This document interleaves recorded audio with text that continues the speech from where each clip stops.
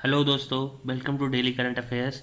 तो मैं लेकर आया हूँ 10 जनवरी 2023 के कुछ करंट अफेयर क्वेश्चन। तो चलिए देखते हैं। क्वेश्चन नंबर 1 है, अंतर्राष्ट्रीय पतंग महोत्सव 2023 किस राज्य में शुरू हुआ? तो इसका उत्तर है अहमदाबाद, गुजरात में।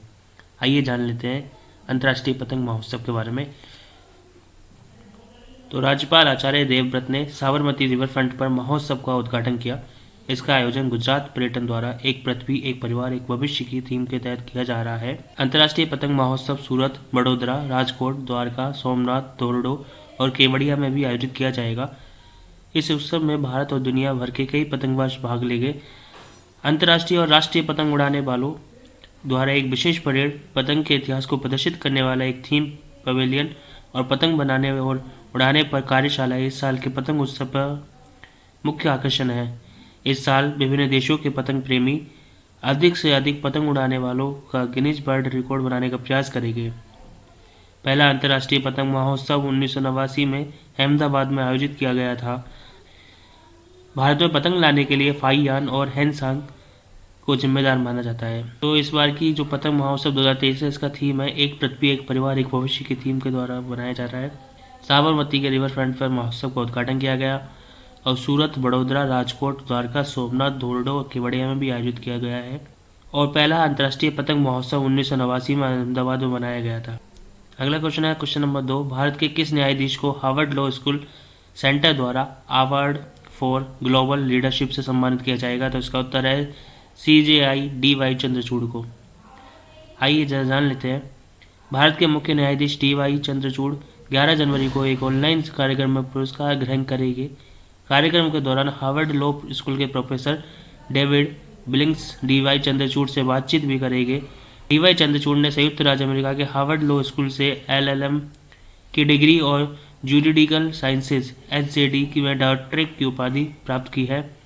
चंद्रचूड़ 9 नवंबर 2022 को 50वें CJI बने थे। उन्हें 2016 में सुप्रीम कोर्ट के न्यायाधीश के रूप में पदोन्नत किया गया था। वह अयोध्या भूमि विवाद, निजता के अधिकार, व्यभिचार और गर्भपात पर फैसले सहित कई ऐतिहासिक सुप्रीम कोर्ट के फैसले के हिस्सा थे। तो इस क्वेश्चन के तहत हमने जाना कि मुख्य न्यायाधीश DY चंद्रचूड़ 11 जनवरी को अवार्ड फॉर ग्लोबल लीडरशिप पुरस्कार से सम्मानित किए जाएंगे और चंद्रचूड़ 9 नवंबर 2022 को 50वें CJI बने थे। तो चलिए चलते हैं अगले क्वेश्चन की तरफ। किस भारतीय खिलाड़ी ने बर्मिंघम में under 15 British junior open squash tournament का खिताब जीता? तो इसका उत्तर है अनाहत सिंह ने। भारत के स्क्वैश खिलाड़ी अनाहत सिंह ने बर्मिंघम में प्रतिष्ठित ब्रिटिश जूनियर ओपन टूर्नामेंट में लड़कियों के अंडर 15 का खिताब जीता है। 14 साल की अनाहत सिंह ने फाइनल में मिस्र की सोहेला हमको 3-1 से हराया।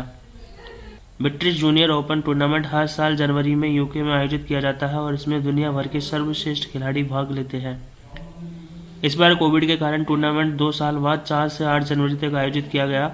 इससे पहले अनाहत ने 2019 में गर्ल्स अंडर 11 का खिताब जीता था और 2020 में गर्ल्स अंडर 13 वर्ग में उपविजेता बनी थी।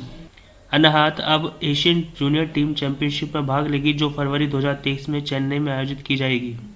महाराष्ट्र की कौन सी जिला अदालत पहली ई कोर्ट बन गई है? तो इसका उत्तर है उस्मानाबाद जिला अदालत। आइए जान लेते हैं उस्मानाबाद जिला अदालत के बारे में।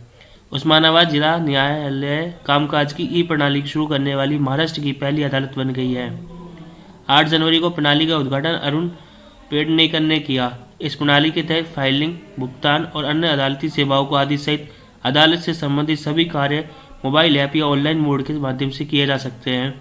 साथ ही कोर्ट की लाइब्रेरी को भी डिजिटल मोड में तब्दील कर दिया गया है। उस्मानाबाद जिले की सभी तालुक अदालतें ई सिस्टम पर काम कर रही है और जिले के 500 वकील नई प्रणाली के लिए पहले ही पंजीकरण करा चुके हैं।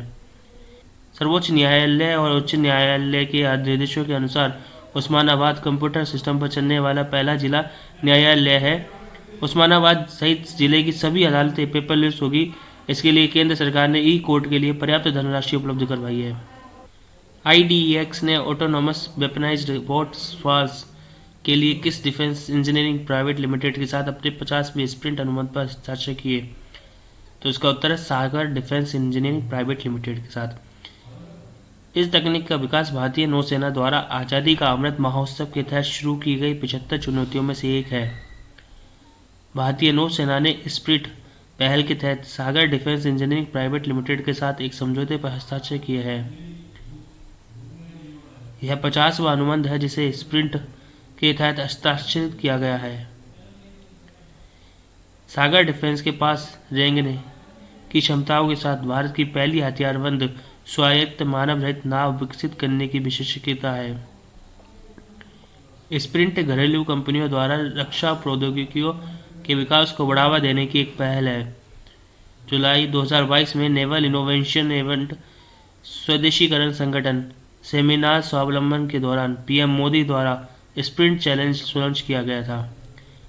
स्प्रिंट का मतलब supporting pole vaulting in R and D through innovation for defence excellence है। हथियारबंद स्वायत्त मानव रहित नाव के निर्माण के बाद भारतीय नौसेना 12 सिस्टम का आदेश दे सकती है। ग्रीन ब्रांड आरबीआई द्वारा प्रत्येक 8,000 करोड़ रुपए की कितनी किस्तों में जारी किए जाएंगे? तो इसका उत्तर है 2 किस्तों में।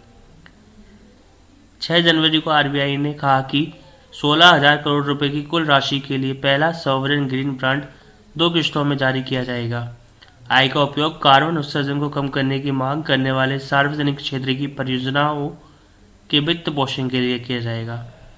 पहली नीलामी 25 जनवरी को और दूसरी 9 फरवरी को होगी। जैसा कि केंद्रीय बजट 22-23 में घोषणा की गई थी कि केंद्र सरकार अपने समग्र बाजार उधार के हिस्से के रूप में हरित बुनियादी ढांचे के लिए संसाधन जुटाने के लिए सॉवरेन ग्रीन बॉन्ड जारी करेगी। 29 सितंबर 2022 को यह अधिसूचित किया गया था कि 16,000 करोड़ रुपए की कुल राशि के लिए सॉवरेन ग्रीन बॉन्ड जारी किए जाएंगे। 9 नवंबर 2022 को भारत सरकार ने तब से सॉवरेन ग्रीन बॉन्ड फ्रेमवर्क जारी किया। यह ग्रीन बॉन्ड 5 और 10 साल की अवधि में उपलब्ध होंगे। सॉवरेन ग्रीन बॉन्ड एक समान मूल्य नीलामी के माध्यम से जारी किए जाएंगे और बिक्री की अधिसूचित राशि का 5% खुदरा निवेशकों के लिए आरक्षित होगा। इन कागजातों को एसएलआर उद्देश्यों के लिए पात्र निवेश माना जाएगा।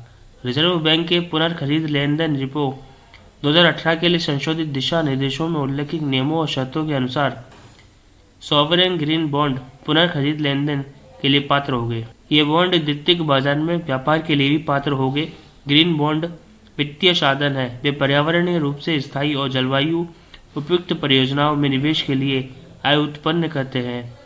ग्रीन बॉन्ड का आवंटन और उपयोग भी नियंत्रक और महालेखा परीक्षक सीएजी द्वारा लेखा परीक्षा के दायरे में है। Voice of global south summit की मेजबानी कौन सा देश करेगा? भारत करेगा 12 और 13 जनवरी को। भारत 12 और 13 जनवरी को वर्चुअली शिखर सम्मेलन की मेजबानी करेगा।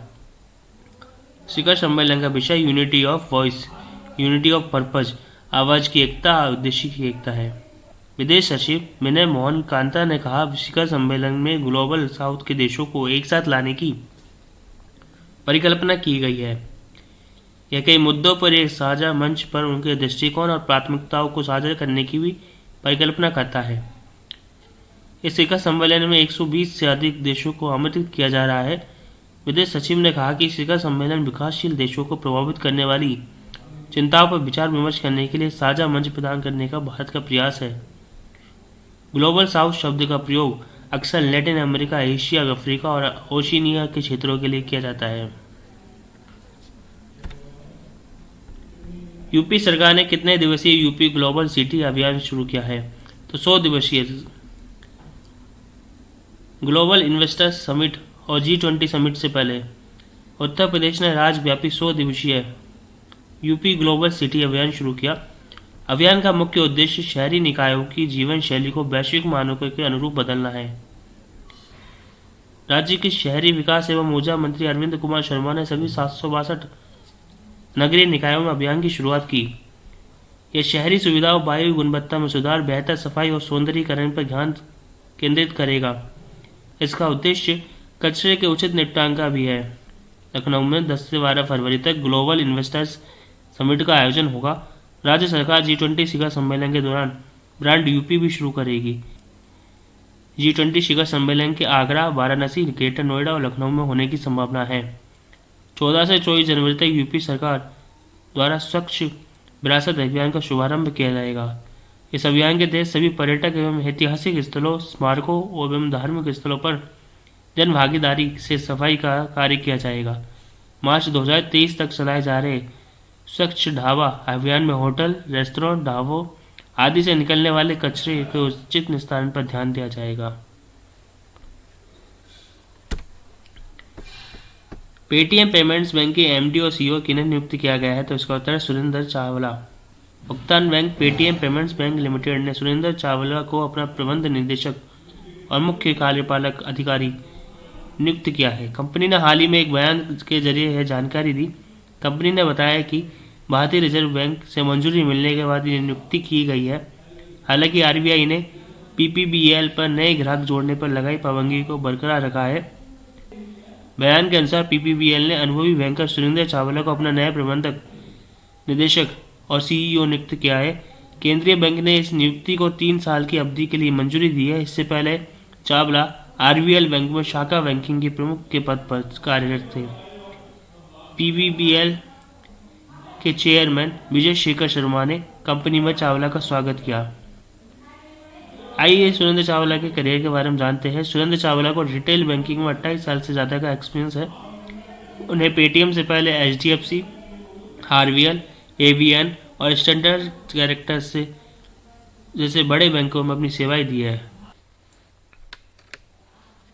तो इस तरीके से आज का हमारा सेशन यहीं पर समाप्त होता है। अगर आपको हमारा वीडियो पसंद आया हो तो लाइक कीजिए, कमेंट कीजिए और हमारे चैनल को सब्सक्राइब कीजिए और बेल आइकन को भी दबाइए।